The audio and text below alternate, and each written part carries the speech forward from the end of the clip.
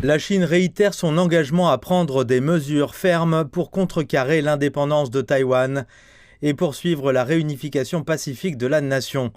Ces remarques ont été faites alors que le Premier ministre Li Keqiang présentait le rapport d'activité du gouvernement à l'ouverture de la première session de la 14e Assemblée populaire nationale. Les députés de l'APN, dont 13 issus de la province de Taïwan, étaient ravis. Les applaudissements chaleureux suggèrent qu'une réunification complète de notre patrie est une aspiration commune du peuple chinois. Cela montre également que notre objectif constant est de résoudre le problème de Taïwan et de parvenir à la réunification complète de la patrie. C'est notre principe fondamental, mettre en œuvre la stratégie globale du PCC pour résoudre le problème de Taïwan.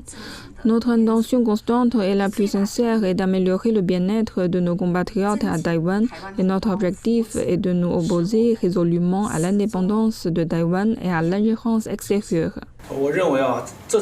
Il n'y a pas beaucoup de mentions de Taïwan dans le rapport d'activité du gouvernement cette fois-ci, mais le contenu est très riche. Il adhère à la stratégie et aux politiques globales cohérentes du PCC pour résoudre le problème de Taïwan. Et cela reflète la nécessité de renforcer davantage l'intégration profonde et le développement pacifique des dérives du détroit de Taïwan. Le rapport a une fois de plus appelé les deux parties à faire avancer le renouveau de la nation chinoise. Cela signifie que le peuple taïwanais ne peut être exclu de ce nouveau voyage pour la création d'un pays socialiste moderne. Les gens des deux côtés du détroit de Taïwan doivent se rassembler et coopérer.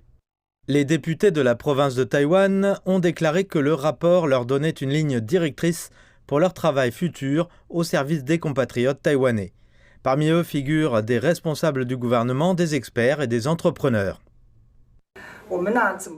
Il s'agit de savoir comment protéger correctement les droits et intérêts légitimes de nos compatriotes taïwanais sur la partie continentale. Tout d'abord, nous devons garantir les traitements égalitaires, en particulier dans la situation actuelle. Nous devons améliorer nos services pour être plus opportuns, précis et amicaux pour inclure les compatriotes taïwanais dans le nouveau modèle de développement du pays. Pour les industries des deux côtés du détroit, la construction d'un réseau d'industrie rendra nos compatriotes taïwanais plus confiants pour s'intégrer au développement de haute qualité du pays. En tant que député issu du Taïwan, je proposerai également davantage de mentions et de suggestions pour promouvoir des liens plus étroits et le bien-être commun.